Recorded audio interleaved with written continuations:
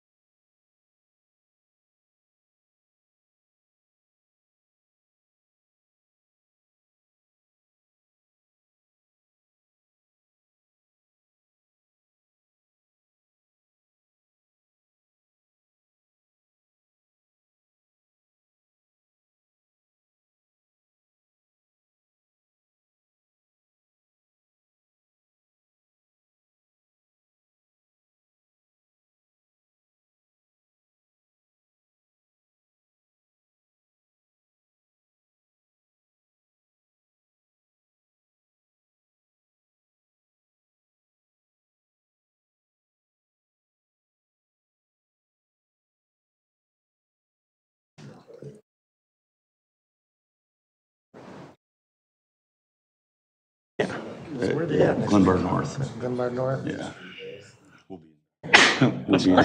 We should be able to get it. We'll be in a ways. Just recognize it. I was like, Just about high enough. We should be okay. We'll see. We'll see how it plays. Huge. Because they have like a tiny little press box, and there's having we've been.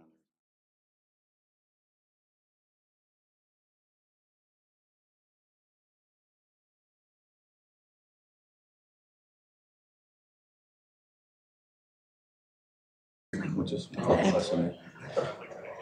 yeah. So I see him every week. He's like, oh. Yeah, well, Geneva will go at 6. His wife If used they to lose, then we share the. We probably didn't If they overlap. lose, No, we did not. We did they not. get the Yes. Okay, it is 7 o'clock. I will call to order the regular city council meeting for Monday, October 21st, 2024. And I'd ask that you please rise for a brief invocation to be followed by the Pledge of Allegiance. Tonight, as Batavia enters heavily into the fall season, we are ever thankful for the beauty of the trees and the sentiments of the season, knowing that the holidays are just ahead of us. And we are most thankful for all the great activities and events that Batavia will have in the coming days. Tonight, we want to say a special moment of appreciation and kindness and thanks to the Batavia Police Department for the outstanding professional way that they handled an active shooting situation last night on Randall Road in the 300 block on both sides of the street. It was truly a great illustration and exercise of the outstanding professionalism that we enjoy with the Batavia Police Department, and we are most thankful for that. Tonight, we ask for understanding and vision and appreciation on the parts of the members of the City Council as we act on tonight's agenda, knowing that in the hearts and minds of each and every one of our members, they are here to do what was always going to be in the best interest of Batavia. We also want to remember those from our community who are serving on foreign soil in defense of the liberties of the United States of America, and we just ask that a special blessing be showered on each one of these men and women as they go about their missions in defense of the United States of America. We ask for all those blessings. Amen. Alderman Braza, would you lead us in the Pledge of Allegiance? I pledge allegiance to the flag of the United States of America and to the republic for which it stands, one nation, under God, indivisible, with liberty and justice for all.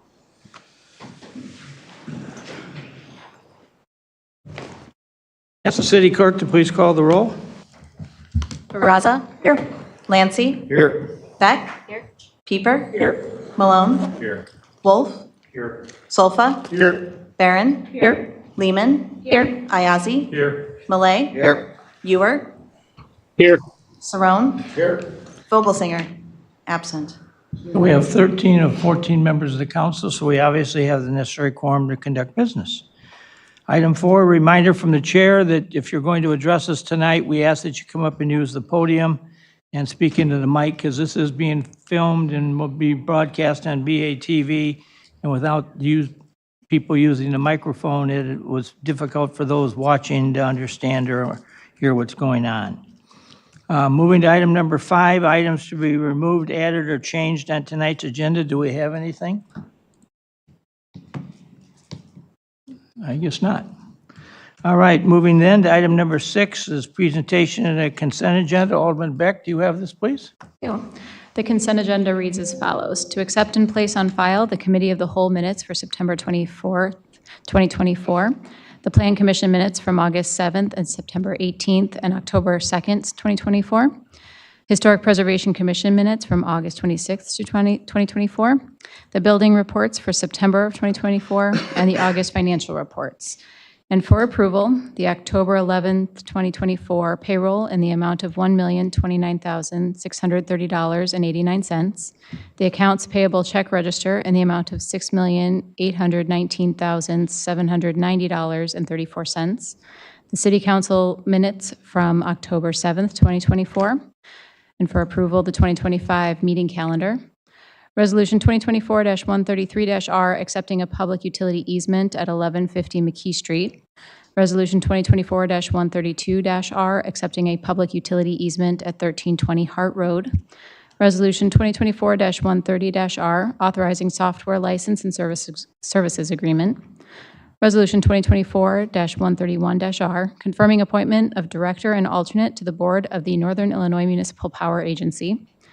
Resolution 2024-127-R, authorizing the fire chief to execute a contract with Fire Service, Inc. in an amount not to exceed $2,060,390 for the tower aerial ladder.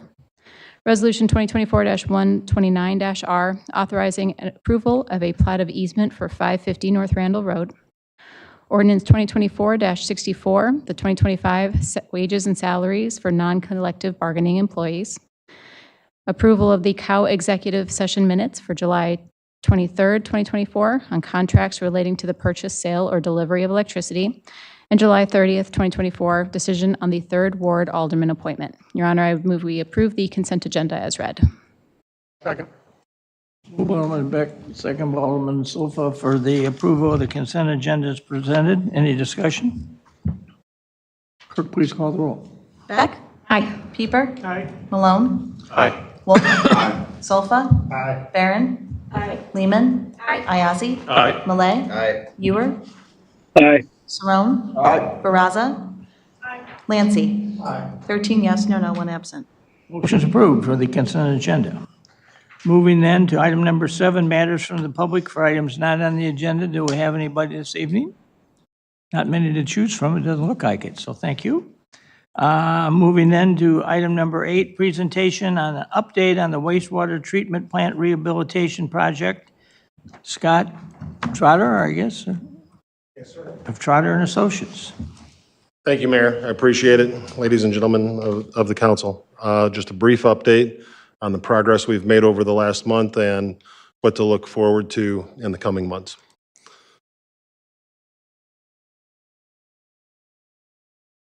So this is just an overview showing the most active part of the site right now. In this corner up here, you'll see the new Headworks facility, which removes, does the screening to remove inorganics as well as grit removal.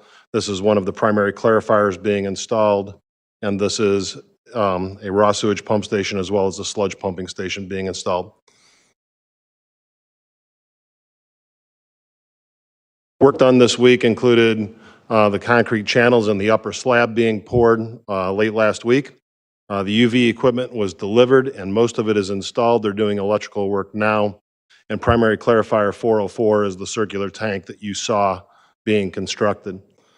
The primary clarifier and sludge handling building or sludge pumping station was the other structure I had pointed out. We've done the slab on grade as well as the walls, and now we're forming the upper slab. With respect to off-site, Water Street is mostly complete. There is some overlay work that will need to be done there once the bike path is restored. We're looking for in the upcoming weeks to actually pave that bike path as well as some patches along Union. So most of the off-site work will be completed at that time. The remaining off-site work is limited to the area of the headworks. So in addition to that, we're completing some hand railing and other work that was within the contract.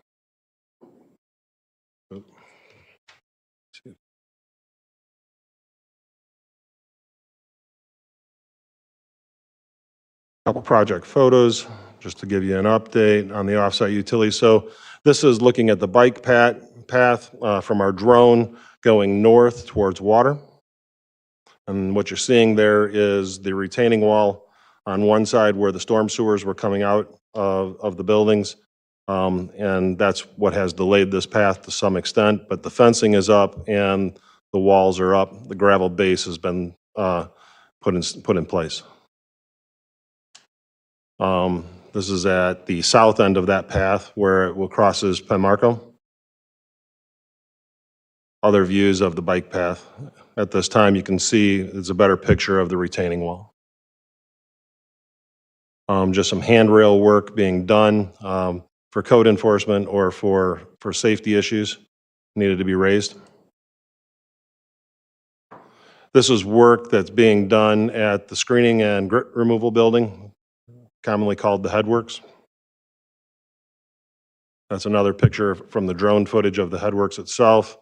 You'll see that there is a grade change between the upper area where Penmarco is and the plant itself.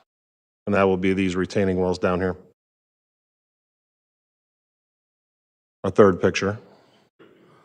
Just a different angle showing the retaining wall. Some of you will be aware that there was a retaining wall here and a set of stairs.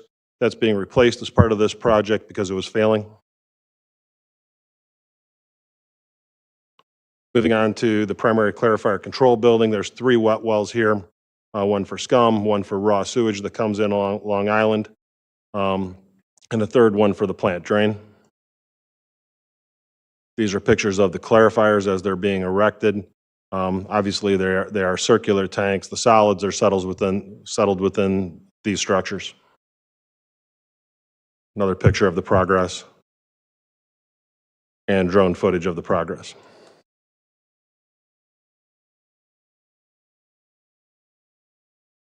This building is nearing completion. This is the UV equipment. As you know, the UV 4000 system is no longer supported, and so the city has been relying on that equipment. It's imperative that this come online early in the project. We're being told that this system will be online by the end of the year, so it's on schedule.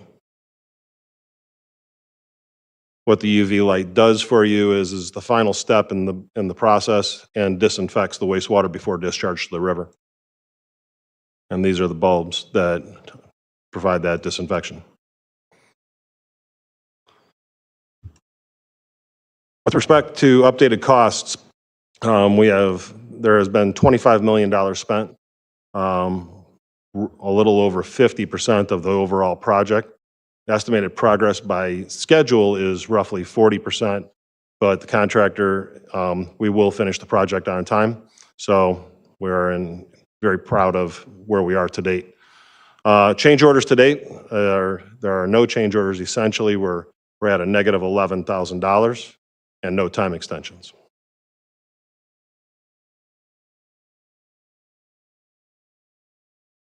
With an updated schedule, the bike path will be completed in the next couple weeks. The UV building will be completed by the first of the year. The headworks, which is the screening and grit, will be completed by March. And the new primary clarifiers are intended to be online by April. Overall, the contractor it will be completed on time, barring anything going that we don't see. But to be honest with you, we're extremely proud of the way the city and IHC and our team has performed on site. Everyone has a fantastic working relationship, and the progress of the work is as it should be. I'll take any questions. Scott, what is your best estimate of how much federal money is being invested in this? How much what? Federal money. Roughly 50% of the total dollars are provided by the feds. 50% is provided by loans that are repaid through past loans. So it's 50% state, 50% federal. As I can remember when we were first trying to get this money, and we didn't really have a difficult time getting it because it was pointed out by you and several others that this is one of the largest plants immediately north of the city of Aurora, which is withdrawing the river water for its drinking water. And so they wanted this to be a model of wastewater treatment and discharge into the Fox River. And I give a lot of credit to this gentleman who has put this together and got that engineering and the job done, that I think we're on track to get that totally accomplished. So I just want to publicly say that, you know, this is a very expensive project for the citizens of Batavia, and to have that amount of money coming at us from the federal, and the fact that we're building one of the model plants for water treatment in the state of Illinois under your direction is something that we all should be very proud of. Thank you, sir. Thank you very much. And Laura, I may have messed up your agenda, but. Any other questions? Thank you. Have a great evening. Thank you. As he walks back to his chair, I just want to add that I've gotten calls from other cities that want to, when this thing gets done, want to come over and see this. I think Naperville is waiting in line. I mean, they very much are interested in what Scott's done here and how this is all coming together, because this is going to be kind of a regional model for other cities to build. So we should, you know, how many people are proud of their sewer plant? Well, Batavia has every right to be proud of its sewer plant because it's one of the best that's ever been put on the ground in northern Illinois. So thank you, Scott. All right, and next one is the Main Street report. Hi. I'm trying to move this real quick.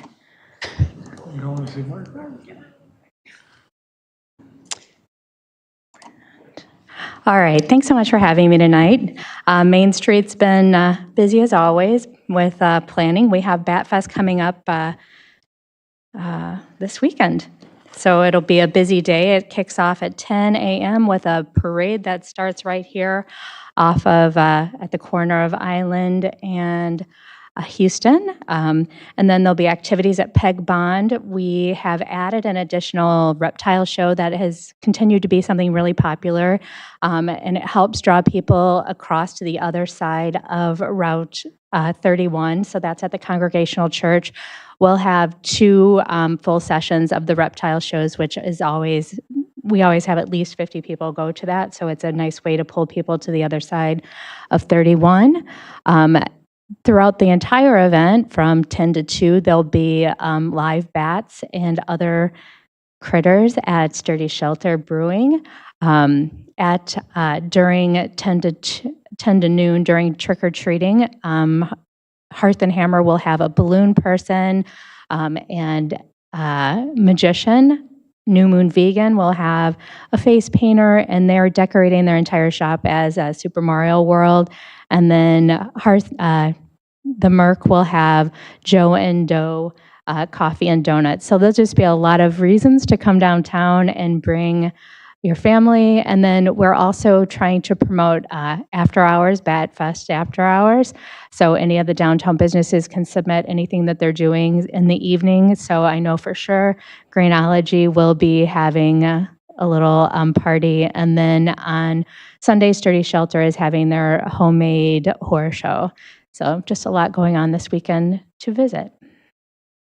Another thing that's coming up is our holiday sneak peek. Last year was the first year that we did that, and the merchants really liked it. It's just a day when the merchants put out all their holiday wares and everybody stays open late.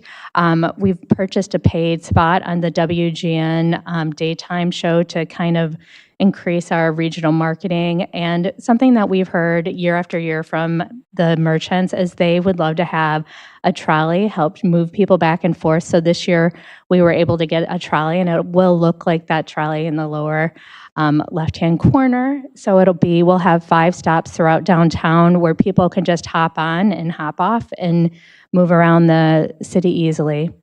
And then during that time, our photographer, April Dudo, will be going around and taking pictures of items that the merchants want to feature for the holiday season. And we will make a holiday gift guide that will be released no later than the 18th.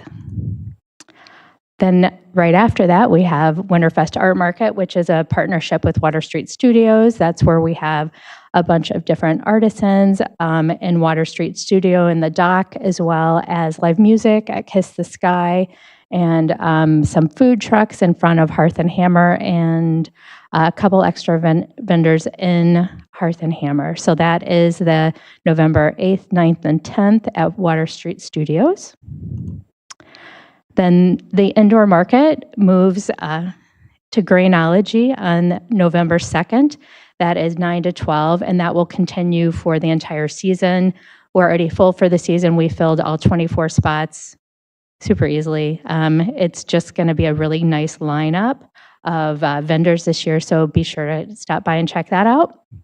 And then we have the following week, the 12th, 13th, and 14th, the Illinois Main Street Conference. Registration is open. I believe I've sent everybody around a code for them to register, so please do so if you're planning to attend. It should be a good time networking with different Main Street communities and a lot of other communities who are maybe interested in joining Main Street or just interested in the work that we do and not necessarily becoming a Main Street, attend this conference. So basically, we just have a lot of fun opportunities to come downtown. We hope to see you. Does anybody have any questions for me? Questions for Beth? Did you announce, sorry, thank you for all the information. Did you announce the date of the Main Street Conference? It is November 12th, 13th, and 14th. The 12th is the opening reception at Sturdy Shelter. Sessions start at the library. The mayor is going to do the opening address at 9 o'clock on the 13th. There will be an awards dinner that usually the lieutenant governor comes and presents the awards. That'll be at Revelry.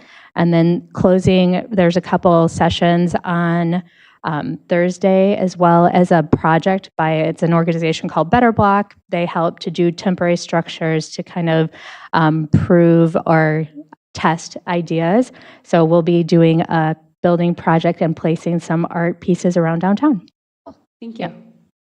And all the information is on the website, right? If you want to find different dates or different things, it's Yes. all on the Main Street website. The whole schedule is on the Illinois Main Street Conference. You can just scroll down from, if you go to Conference 2024, the whole schedule with the description of the different sessions is available there. Question? Other questions? You have anything else you want to offer, further offer? I think I'm good. Is that good? You want to give us a preview of Christmas? Well, I got to save something for November, right? All right, thank you. Thank you. All right, next, item 10 is going to be a public hearing on establishing a special service area number 71 for the Ashton Ridge subdivision. We have to put that off because the meeting time is scheduled at 7:35. Yeah. Not 7:35 yet. We'll have to push that off until after Push it off. 7:35 because that's Wait, when when you do the administrators report timed. and other stuff, you can move to that then. we're moving too fast. Pulte's got to learn that if they're going to start building in Batavia, we don't slow down. Would you like me to? Yeah, why don't you cover us? Slowly cover the administrator's report. Thank you very much. We are rolling into our leaf collection season, and we have 2 regular collections and then weather permitting, we actually have a third collection. So that started this week on the west side. We're picking up leaves, and then on October 28th will be the first collection on the east side. The second collection on the west side is November 4th, and the east side is November 11th. And then again, that extra third pickup, weather permitting, will be November 18th on the west side and November 25th on the east side. When you move your leaves out to the curb, please try to keep them 6 feet back from the curb if you can, to try to prevent as many of them from blowing into the street as possible. And then we also ask, as you're doing that project, if you could just notice where the sewer grates are along the curb adjacent to your property, because we want to make sure to keep the leaves out of those grates to prevent any flooding. We need our stormwater to, if we ever get any stormwater again. It's been a pretty dry few months. And I think that's it on that. Also, we had an opportunity to meet with the food pantry and clothes closet and their architect, and they're getting close to done on the plans that they have for renovations at 916 First Street. And so we expect that we'll be going out for bids in January of 2025, and that construction will be completed in spring of 2025, and they should be able to move in thereafter. We've decided that we're going to have the 2024 toy drive distribution at 916 First Street, because it is currently being used to store this year's items for distribution. So we'll likely be having that there. The new Sutphen fire engine will be delivered to the dealer this week for equipment mounting and delivery preparation, and we expect the engine to be delivered to the fire department in early November. And when it is, we'll plan a public push-in event for that new apparatus. That's always a fun day. After utilizing the electric division's 2 new plug-in hybrid SUVs for approximately 6 months, the electric staff has reported an almost 100% elimination of engine idling time and a 90% plus reduction in gas consumption. So staff has really found these vehicles could be used in EV mode for almost all of their in-town driving. However, the manufacturer does recommend that we take it out onto the highway and use gas so that it maintains the lubrication, all the parts to cycle fresh fuel through the system to keep it working properly. Other than that, we are hard at work and on our budgets, and the first committee of the whole meeting to discuss the budget will be on November 4th. So definitely encourage the public to participate in any of those discussions. We plan to have the draft budget out the week before that. Does anybody have any questions for me? Scott Buning. Yes, also as a reminder, this Thursday, we will be having the South River Street Open House. Yes. For the study of the South River Street area. So everybody's welcome to attend. We've sent out notices to the property owners in the area, also adjacent areas as well. So certainly if you have any interest or want to see what's going on in that area, please come to the open house on this Thursday from 6 to 8 p.m. And this week and next week, we have early voting going on here at the Government Center. And so, Mayor, how many did we have come and vote today? I think it was 262. Yeah, it was a busy place today, so we're encouraged to see a lot of voters come out. It's from 9 to 3, is that correct, Mayor? I believe it is. It's 9 in the morning till Yeah. 3 in the afternoon, and it's only during the weekdays. I don't think they're here on the weekend. No, they are not, just the weekdays. And it's this week and next week? Yeah, okay. Yes. And it's a very cordial and friendly group. They seem to understand, and there's one that sits over there at the end when there's that white machine there right by the post. And when you get through voting, they put it in the computer and it runs what you do. Then they give you a sheet back, and they bring the sheet over there, and that's a cutter. And you, the voter, put it into ramp and it destroys your vote right then and there, so nobody can say, well, they're voting twice, or they took the vote and did something. They destroy them right there, and it's all recorded on the computer. So I was joking with them today, there's going to be, I think, on election night in Kane County, there's going to be a real quick count of a whole bunch of votes on all the races, because they're all there. And I was here for most of the day because the Chief Mazza and I had some conversations about what is really going to happen in this whole thing, because there's some people that aren't happy about something in the election. And so I just kind of kept an eye on it. And so I had the opportunity to kind of talk with a lot of people. And there was quite a conversation going on about, where all the voters are coming from. And as I understand this process, anybody can come from any place in Kane County, and as long as you're in the county records, they count you right here, and then you can't vote again, but you can come from Aurora or Elgin or whatever you want to and cast your vote. So that's a very interesting situation to have going. It was interesting as I stood around here to hear some people talk about stuff that they liked and didn't like. And they were very complimentary toward this room and how this was all laid out.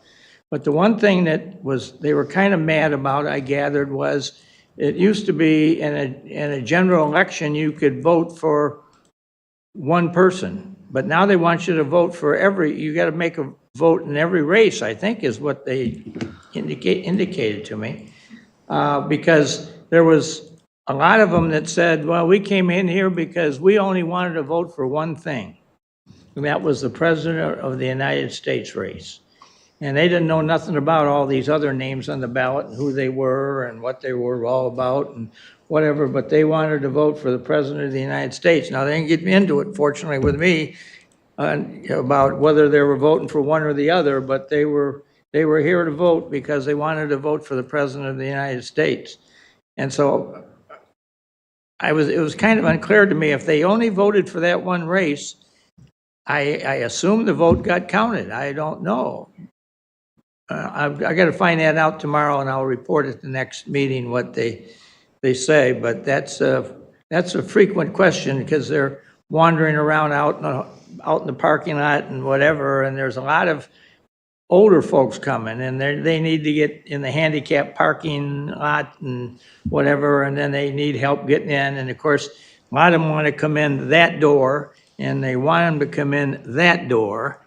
And so I guess I used my powers as mayor 2 or 3 times when we had some pretty badly handicapped senior citizens, and they were either in wheelchairs or whatever have you, and instead of trying to wander them through all that parking lot, I said, let me just bring you in the door here and we'll bring you in. And the judge just kind of gave me the high eye about what I was doing, but that was just the way it needed to be done, I think. And we haven't done anything wrong, but they're there to keep an eye on it. So I'm pleased that we have this facility here and that we can do this, because I'm told some other cities that can't do this with their facilities, and we've got this.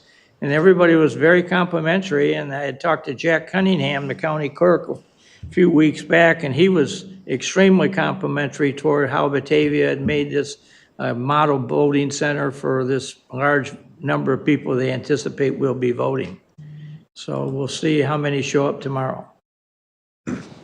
Yes. It just struck me. Would you mind touching base, just because I saw some things online about, and I think you sent a response email as well, but just to get it publicly, about the road diet and the merging and all that. And Right.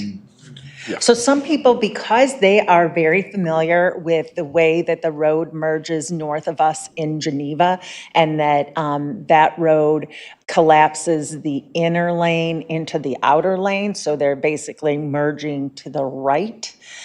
We received questions, how come in the city of Batavia are we dropping the outer lane to come to the center when we've got the center turn lane? And I talked to our engineers about this, and they explained that how much, the road actually bends to the right as you're heading north from Wilson Street.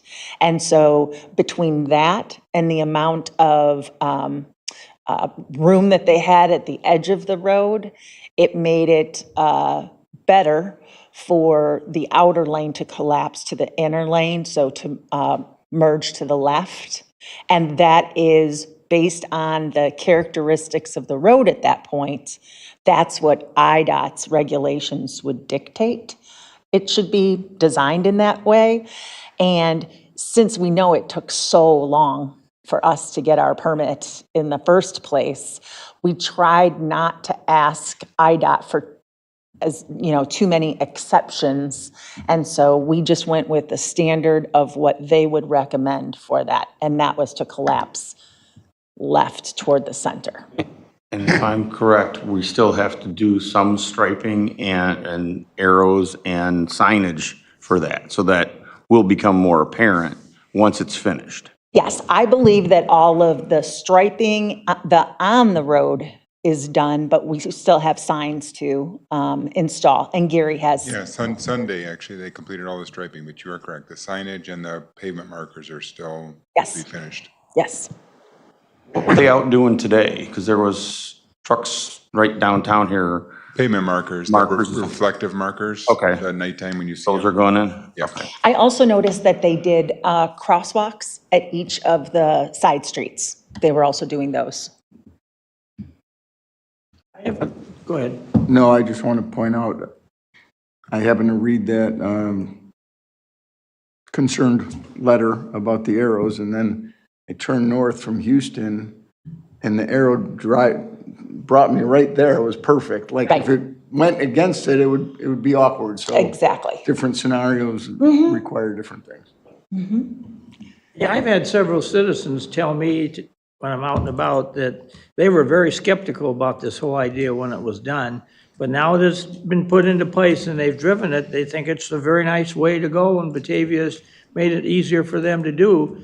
And where I got some pretty strong praise is I was up to the homestead yesterday, and several of the folks came right up to me and said, Mayor, that way you've now changed it so we can make an easy turn in here off of Batavia Avenue, and that waiting lane there, that used to be dangerous, and you were sitting there and the cars were coming up behind you and whatever have you, and there were several accidents that some of us kind of drive kind of slow and we get rear-ended by it, but now you got this designated lane for us to sit in. Thank you very much. Thank the city council, because this really is something that's working very positively for us. So it's been a positive result we've heard from them on it. I was going to say Mark has his hand up. Oh, Mark. Hello. Yeah, very quickly, as a resident on 31, and I don't know if you've noticed this too, Laura, I can look out. I've only been home for a few days that it's happened, but I can totally see how much slower the traffic is moving. Yes. I've watched people fly past my house before, and now it's just so orderly and it's just so nice. And now I actually feel safer cutting my lawn when I have to actually step out into 31. Right. It's not as it's not as dicey. So I totally agree. Nice. I had to cross the road to get to the farmer's market this weekend. It was so much easier just having one lane of bidirectional traffic to worry about. Yes. The other side of that too, my husband drives that way every day, and he was nervous that it was going to back up traffic, having fewer lanes, and he said it just flows very nicely. While traffic is moving slower, it's flowing nicely. So, yeah. All right. Well, thank you very much. So we've passed the magic time of 7:35. All the time. Let's do it. So do I need to proclaim a public hearing for you to get up to the mic? Yes. You can do it anytime you want, but now it's 7:35, it's good. Okay, we're going to have a public hearing on the establishment of the special service area number 71 for the Ashton Ridge subdivision, and we'll turn it over to our community development director. Thank you. I apologize for the delay. Normally, we would have this at 7:05, but we had an error in our public notice, so, we dragged it out pretty good, so I think it worked out okay for everybody, so. This is a backup SSA for the Ashton Ridge subdivision. That's the old Siemens property that's under construction. This is to cover in the event that if the association does not maintain the common areas, the detention areas, and those types of things, we would be able to activate this and then have the taxes for the property owners that are in there pay for the actual maintenance of those improvements. So it's something we hope we never have to maintain and activate, but it is the backup thing that we have in all new subdivisions. So this is 75 cents per $100 of EAV. So it's a little higher than some of the other ones have been because of the fact that we have more expenses that we found for, especially when we're doing them with naturalized planting basins and such. So there is more expense that's involved in doing that. So again, this is a backup. We would hope we would never have to activate this, but it's in place. It would be in place just in case. And this one, most of the people who have yet to buy their house, they'll be informed of this as part of their closing on their property. So it's not like you're surprising them or doing something. And I think hopefully the sales folks for Pulte will be quickly able to explain to them exactly what this is and why it's being done. And we found that when we're trying to implement these after the fact, where we have had a couple of them, we've had to do that. It's much more challenging to do because people, don't want additional taxes and impositions on them. So we try to do these right up front to get them done. Kind of planning for the future that may never happen, but we have the plan in force and effect. It also makes the residents much more apt to pay attention to what's going on in their neighborhood to make sure that that gets taken care of so they don't end up in this situation of having the tax added. We like to say that, we're a little more expensive because we mow very slowly. So. And I would note that from what I hear, Pulte is not having much trouble selling their houses. I mean, they're selling pretty rapidly, and everybody seems to want to find a place in Batavia, and those are not necessarily cheap houses that are being built there. So it's got a lot of positive impacts flowing at us right now. Well over 100 permits in Winding Creek, I think 162 total in that development, so we're well over halfway. And then, obviously sales haven't started yet for this development yet, but, they're working on all the infrastructure and everything this week. On Ashton Ridge, is that what we call I call it the Furnace Electric property. That one, they're telling me they're hoping, and I don't know if they're going to get a model up before winter time comes. That's but their hope. They've got to have a street in front of it that they can get to, and then they want to build, 4 townhouses next to The models, they're looking at the single family to be on Van Nortwick, just south of McKee. So they do have a street there. It's just that we have to work out the utility connections. And then the townhomes would be at the very south end of the development off of Wilson Street. So basically, more or less next to Green Meadows Apartments. It'll be east of it, but in that general vicinity. There'll be an exit onto Wilson Street there. There would be a street if they get it done before the season ends here, yes. So the single family will be the easy one to get done because the street's already there. The townhomes, they're kind of under the gun. I saw that little blue map that they had prepared to show that one lot on Van Nortwick and then the other 4, because the townhomes are, I think, 4 per unit, aren't they? They're all kind of. It's 4 or 5 per unit, depending on the building, I believe. But they're all attached, but they're all separate. And so they all meet our building codes, which are pretty stringent, so. And I've already had people tell me they've talked to Pulte about putting a contract in to buy one of those, and they haven't even built yet. So I was talking to some folks earlier today that were telling me that they had family members in toward the city, and they're just waiting with great anticipation when they can get out here and see one before they put a contract down on it, but they want to get into Batavia. And I had another meeting earlier today, and I told the folks that we were in that this may be one of the fastest growing spurts in the history of Batavia that we're experiencing right now between those two. And then out there on Kirk Road, the subdivision that got built, what we call it? Prairie Commons. Prairie Commons. Mm-hmm. That's 242 units. It's totally built. There's a couple they're still finishing the insides. They're all done now. Oh, they're all done? Yep, everything's anyway, done. They had the ones that were still working on, they had sold. So that one's totally sold out already. So That's 242 new residents or families coming into Batavia, so we've got some real growth coming in here at the moment. Just to kind of say it out loud a little bit, I want to make sure my understanding is correct. This SSA would sort of remain in place in the event that the subdivision goes belly up.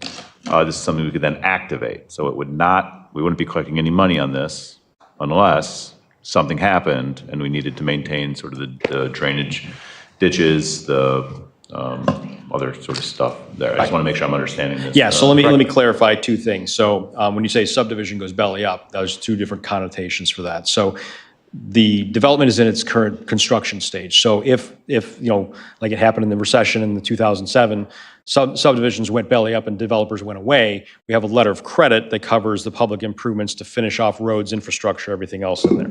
So that covers if the subdivision and the developer goes away, which is unlikely with Pulte, but you know, that's where we have. Once a subdivision is done, people have moved in, the homes and everything else, and there's a homeowners association that's in place. They have dues that are levied to pay for maintenance of the common areas and all those types of things.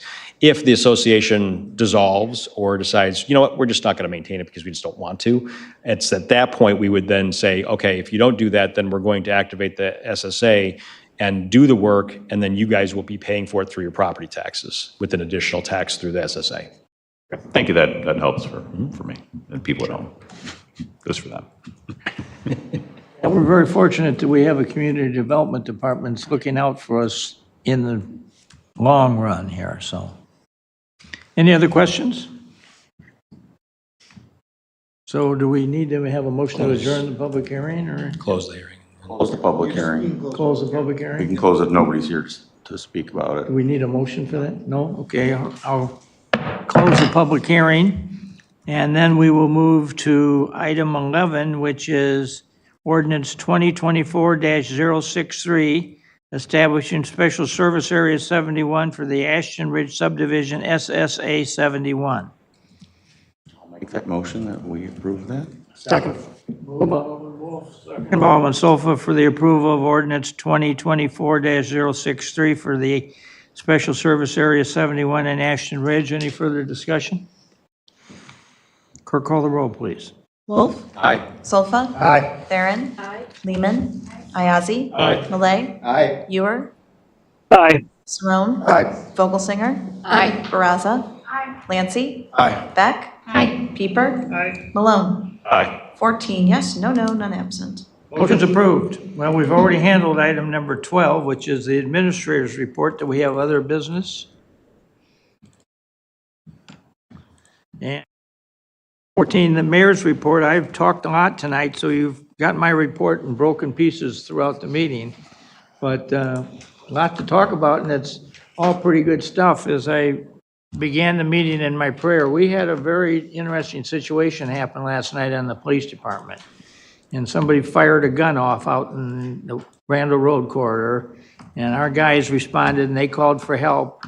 And it took them just a few minutes till they were able to find out kind of what happened, because one of the perpetrators, I don't know, ran or took a walk, and we ended up finding her in a restroom with some help from some folks. So it all came out real good, but I happened to be out in that area and I was watching over things, and I was just, number one, very proud of the Batavia Police Department, but I was just very impressed by all the other neighbor squad cars that showed up from Geneva and St. Charles and North Aurora, and Kane County had a bunch, and there was a whole bunch of guys there in case something really was going to go down in the bad way, because they had put it out on an iReach to all of them that Batavia needed some help, and it came here really quick. So it's good to know that we have that ability behind us, that we got all this great.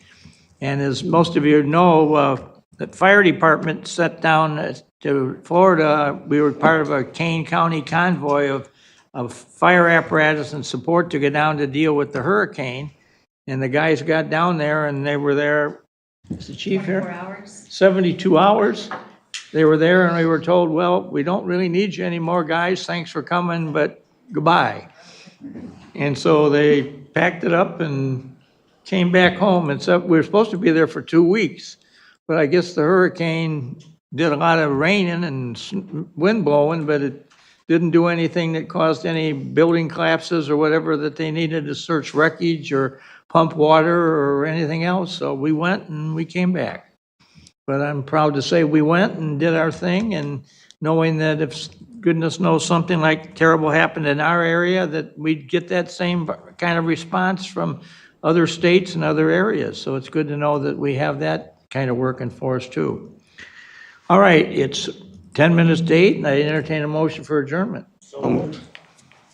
Moved by Alderman Sofa, second by Alderman Wolf. Clerk, call the roll on that one. All in favor? Aye. Aye.